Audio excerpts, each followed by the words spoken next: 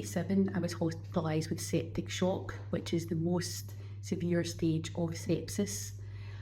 I remember the day before that, I was in school and I was moving all this furniture about in my classroom, and I sent a message to Lou, who's now my husband. I said, look at me, I'm Superwoman, look at all this furniture that I've moved. And the next day I was in intensive care.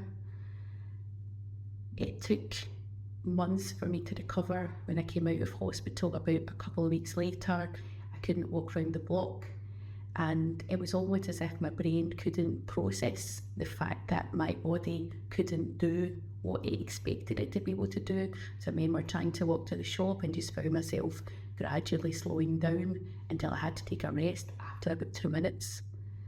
So after that, I had a lot of anxiety and I was quite depressed. It was just a big shock to the system to go from feeling like Superwoman to being unexpectedly so decapacitated overnight, literally.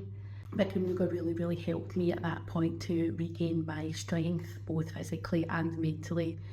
And it was that year that I made the decision that ended up being really pivotal in my life. And I travelled to San Diego to do my hot yoga teacher training, and I moved back to Glasgow. I was only young at the time, I was 27, but I think that going from feeling so on top of the world and feeling so strong and confident, my first job, living in London, to suddenly being so ill, so unexpectedly and so suddenly, it really shook me, but it also made me appreciate the value of my health, which is not something that you maybe think about at that age. And it made me really want to make sure that I did everything that I could to look after my health and to strengthen my body. And I think that for me, that's what yoga does.